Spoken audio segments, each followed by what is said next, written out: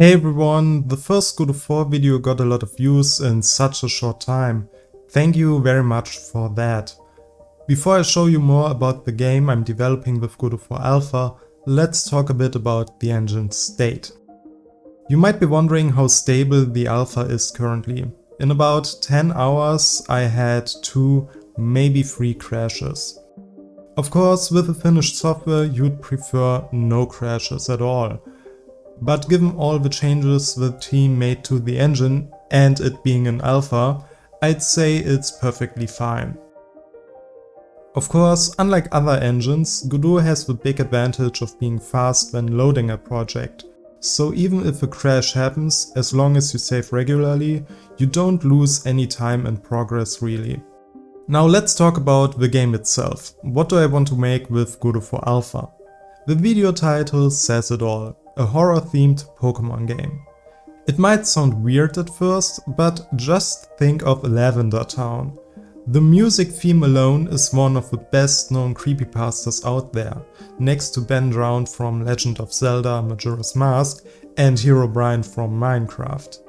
So in my game you'll have to exorcise spirits in a 2D environment. Unlike my main project, this will be based around the traditional turn-based combat of Pokémon. There will also be a bestiary, aka a Pokédex. To reach 100% you'll have to find every spirit hidden in the world and defeat them. But you won't be able to trade spirits or fight friends, of course. And the scope will be much smaller, at least initially. I'm thinking about 5 different spirits at the start, maybe more later down the line if people like the game.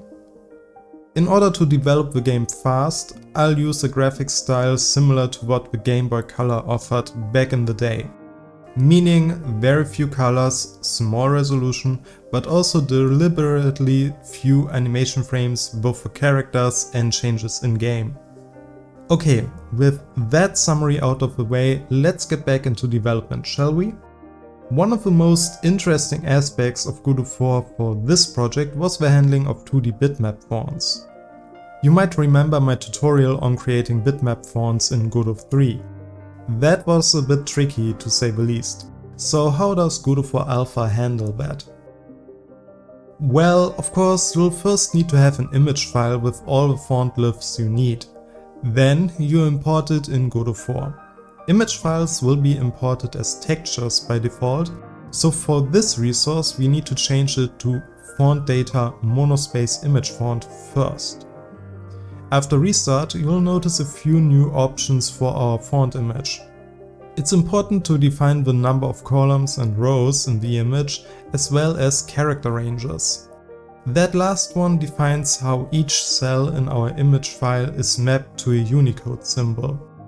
Basically making the connection between the letters saved in a string variable and the glyphs in our image file. Now the really cool thing about Godot 4 is that unlike before you can get away with a single entry for character ranges. Just make sure to have one complete chunk of symbols in your image file. In my case I want to display all letters, numbers as well as some symbols from the range of ASCII characters. So I start out with the space character, which has the encoding 32, and end with the last encoding at 128. Although it's not a printable glyph, so I just keep it blank in my image file. What I don't get is why I also need 128 columns for this font to work properly. This seems like a bug, as I'd only need 96 cells to print all glyphs. As you can see, a large part of my font file is just empty space in the end, which I could cut. But if I do, the whole font isn't displayed properly anymore. But again, for some reason it doesn't work that way. Is that a big problem? Not really. I figured all this out through trial and error, so maybe there's something I've missed, or maybe it's a bug because it's an alpha. After creating the font, I went on to make both a basic sprite for the player character as well as a tileset. For creating the player there isn't really much to talk about, except that kinematic body is now called character body. However, for the tileset there is something worth mentioning.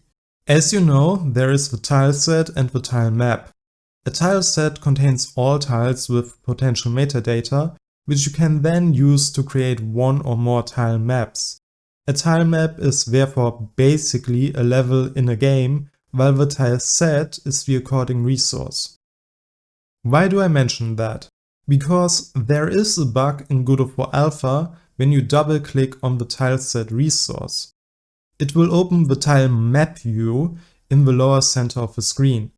As you can imagine, this led to much confusion on my part as I couldn't find the options I was looking for in that view.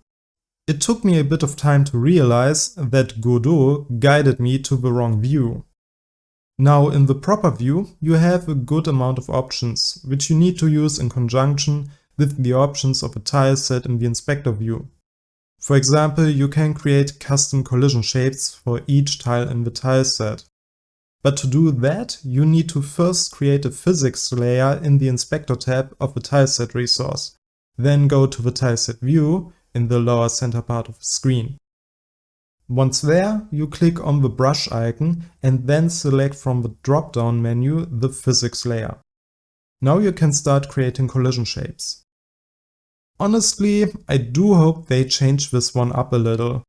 The bug is one thing, but the workflow overall feels like I have to move all over the screen just to get to the proper option. You can work with it, and of course it's still in alpha, but this just doesn't feel right in my opinion.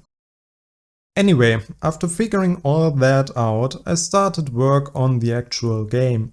For the first release I intend to have a small scene with an NPC and a combat encounter. So in my next video I will talk about the combat system for the most part. For now I think Godot for Alpha is surprisingly stable and most bugs can be ignored easily.